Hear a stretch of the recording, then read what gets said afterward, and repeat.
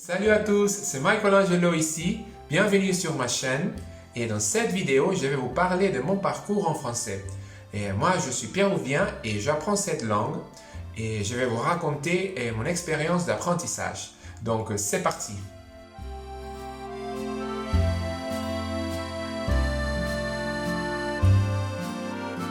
J'ai commencé à apprendre le français à l'âge de 7 ans et j'étais dans une nouvelle école pour le cours élémentaire première année. Et bon, cette école proposait le français comme deuxième langue étrangère en plus de l'anglais. Et je me souviens d'être vraiment amoureux, je suis tombé amoureux de la langue française depuis ma première leçon. Et je me souviens également, bien sûr, tout d'abord de ma première professeure, Mademoiselle Julie. Et bon, les leçons, par exemple, les mots basiques, les salutations, la conjugaison des verbes principaux, etc. Wow, je me souviens de tout ça et je suis tombé amoureux de la sonorité du français, vraiment. Et pour être honnête, quand je parle de l'école, de mon époque à l'école, je peux vous dire que c'était pas vraiment une bonne époque. C'était pas joyeux, pas du tout pour moi. Et j'étais timide, introverti. Donc j'avais du mal à socialiser, etc. Mais je peux dire que le français, c'était ma matière préférée. Et donc, j'ai de bons souvenirs. Bon, je peux dire que je me souviens des noms des livres que j'utilisais à l'école et au collège pour apprendre le français, les méthodes de français. Et l'un des premiers, c'était le Petit Manuel. Et j'ai trouvé en fait la couverture d'une édition et je ne sais pas si c'est l'édition que j'utilisais, mais je crois avoir utilisé 3 versions, il me semble. C'était le Petit Manuel 1, 2 et 3, je crois. Et j'aimais les illustrations et des livres. On avait ou bien un cahier d'exercices pour pratiquer avec des phrases, etc.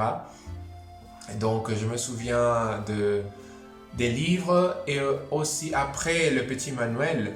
J'utilisais quand j'étais au collège le livre ou bien la série, la série, ouais, Junior. Et c'était sympa aussi. Mais avant de continuer, je voudrais faire une parenthèse. Il faut que je vous parle d'un artiste français qui était vraiment populaire dans les années 90. Et il était populaire hors la France. Et un fait curieux, c'était qu'il n'avait que 5 ans quand il est devenu fameux. Et je parle de Jordi Lemoine, Jordi, le bébé chanteur. Et sa chanson la plus connue, c'était Dur dur d'être un bébé. Et je me souviens de cette chanson, c'était avant d'avoir commencé à apprendre le français à l'école. Au fait, mon école s'appelait Lord Byron. Mais bon, je me souviens de Jordi quand j'avais, il me semble, 4 ans, 5 ans. Mais quand j'avais commencé à apprendre le français, c'était 1997, j'avais reçu une cassette qui contenait les chansons, les titres du premier album de Jordi, Pochette Surprise. Et je l'écoutais beaucoup, plusieurs fois. Et j'étais vraiment fasciné par la langue française chantée, on dirait. Et bon, aujourd'hui, il était très jeune. Mais bon, ces chansons, j'aimais ces chansons. Donc, c'était cette cassette. Je l'écoutais quand j'avais commencé à apprendre le français. Et bon, et je vais vous mettre quelques morceaux et de vidéos de ces visites. Dans les années 90, il avait visité le Brésil, le Mexique. Donc, je vous mets quelques morceaux de ces présentations, des interviews.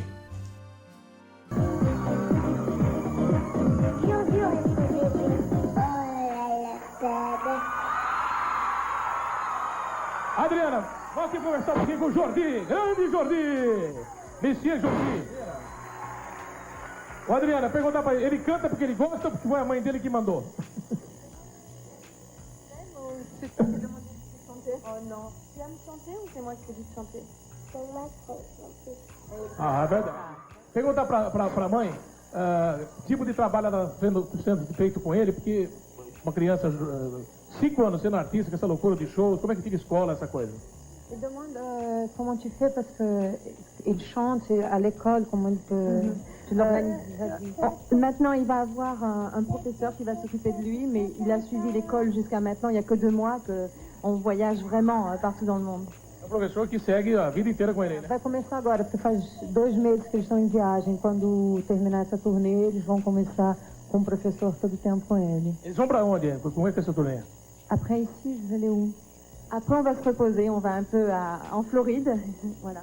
Depois daqui, eles vão descansar um pouco, eles vont para Flórida. E quando é que ela sentiu que ele tinha jeito para cantor e para carreira artística? Comment tu as trouvé qu'il voulait chanter? Tu as vu qu'il a du don, quelque chose? On a un studio d'enregistrement à la maison et à 2 ans et demi, on s'est rendu compte qu'il était doué pour les rythmes. Olha aí, gente! Essa criança inacreditável, Jordi! Será que a gente põe ele aqui, Adriano? Jordi, qu'est-ce que tu préfères? Chanter ou étudier? Étudier. Olha lá! Ele prefere estudar do que cantar. Bonita resposta e não foi preparada. Eu que me preparei para perguntar. Deixa eu ver o que eu quero saber. Non, chanter. Chanter et étudier. Les deux. Et tu vas à l'école? Oui. C'est vrai que tu préfères manger de la glace que chanter? Você tá no meio da glace ou chanter? Os dois. Ah, ele gosta dos dois, porque ele não é nem bobo. Aliás, ele chegou aqui, já tomou sorvete, já comeu chocolate, e tudo. Ele faz tudo que ele tem vontade. Essa gracinha que vocês estão vendo.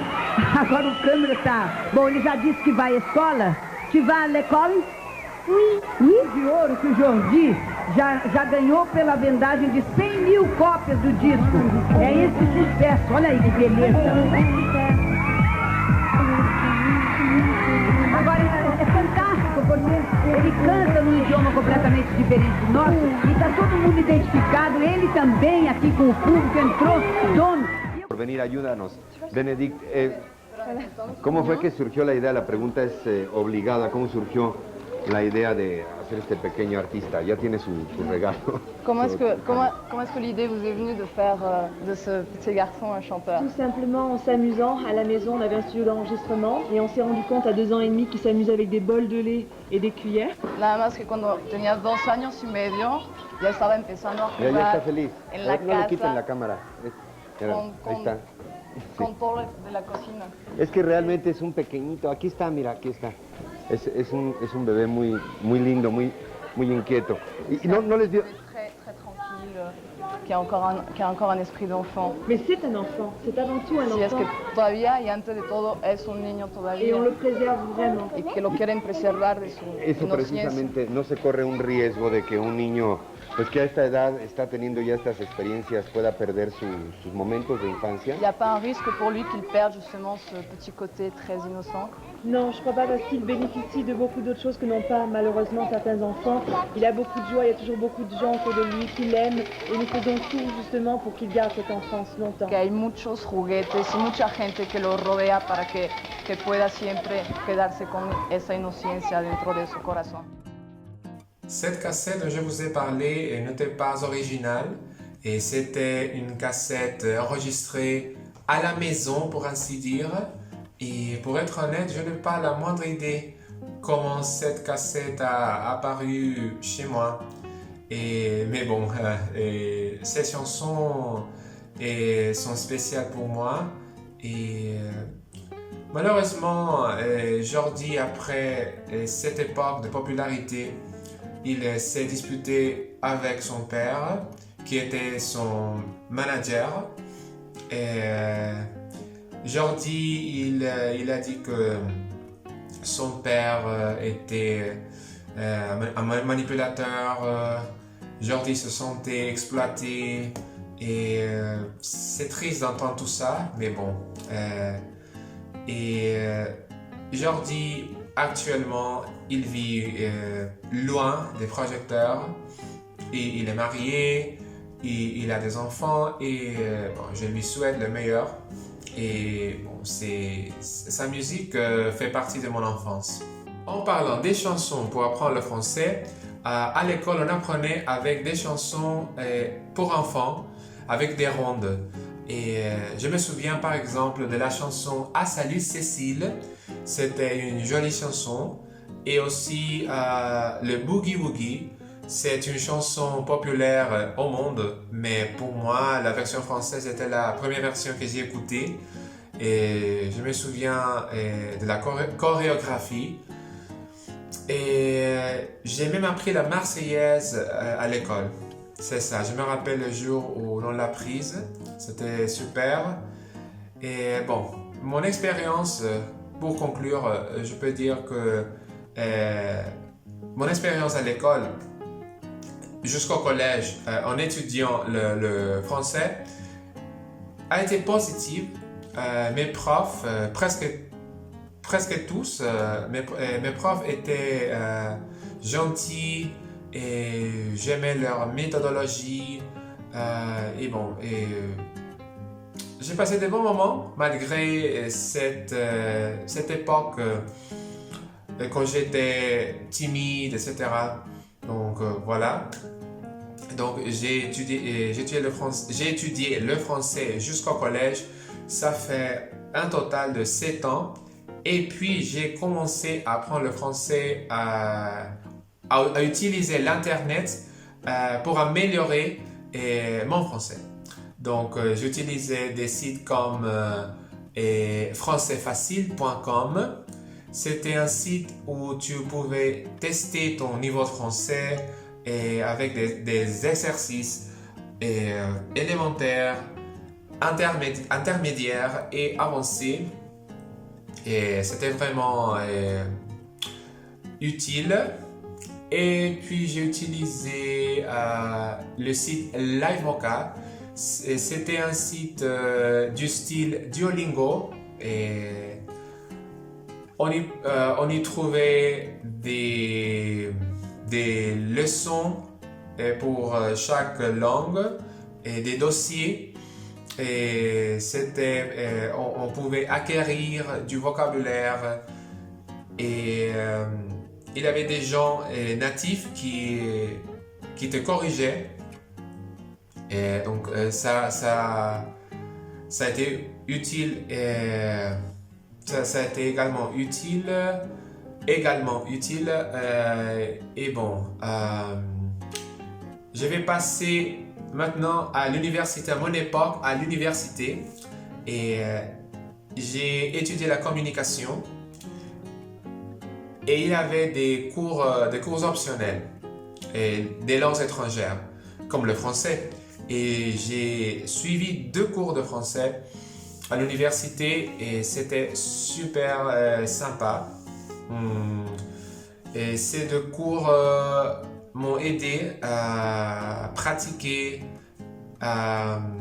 mes compétences et mes profs également, et ils étaient super sympas et avoir étudié la communication était une bonne expérience et c'était, je dirais, un voyage vaste, divers, avec beaucoup de choses à apprendre, mais c'était stressant. C'était stressant et mes cours de français m'ont aidé à sourire. J'étais vraiment stressé à cette époque-là avec les cours de ma filière. Et bon, et je vais vous montrer l'un de mes livres, la méthode de français Alter Ego. Et ce livre était pour le cours de français 2 et c'était A2. L'autre livre était A1 et c'était jaune à la place. Et bon, c'est un très bon livre avec beaucoup d'exercices, avec des sujets à discuter, à apprendre, à partager, et des articles, des situations pour pratiquer à l'oral, etc. On a pratiqué la lecture aussi. Actuellement, je continue mes études de français sur Internet en autodidacte et je me suis inscrit sur des sites d'échange culturel comme Interpals, Conversation Exchange, Language Exchange, Tandem et Slowly. Et j'essaie de me faire des amis francophones. J'ai déjà contacté beaucoup de gens, mais malheureusement, la plupart d'eux m'ont ignoré et un autre groupe avait répondu, mais ils ont disparu après certain temps et bon, ça a été tellement frustrant pour moi. Mais bon, je ne perds pas l'espoir et je contacte des gens et je fais de mon mieux chaque jour. Mais j'ai rencontré des gens francophones qui sont restés, qui continuent à m'écrire, à me contacter. Et je leur suis reconnaissant. Ils sont géniaux, ils sont mes chers amis. Et d'Afrique, de France. Et je suis vraiment reconnaissant parce que pour moi, l'amitié, c'est très important. Et bon.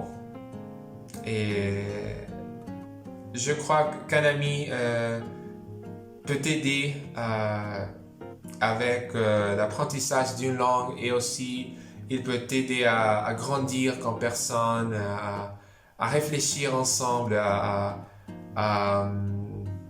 discuter, à apprendre mutuellement, à s'entraider. Donc pour moi, j'apprécie énormément l'amitié. Donc voilà. Et c'est la fin de ma vidéo. Merci pour votre attention. Et je vais faire une deuxième partie où je vais montrer, où je vais vous parler de mes artistes francophones préférés parce que la musique, pour moi, ça m'aide beaucoup à pratiquer mon français, enfin les langues que j'apprends. J'adore la musique, j'adore être fan d'artistes et bon, je vais faire une vidéo sur mes artistes préférés et bon voilà et merci encore et j'espère que ma vidéo J'espère que ma vidéo vous a plu. Et bon, à très bientôt. Ciao, ciao.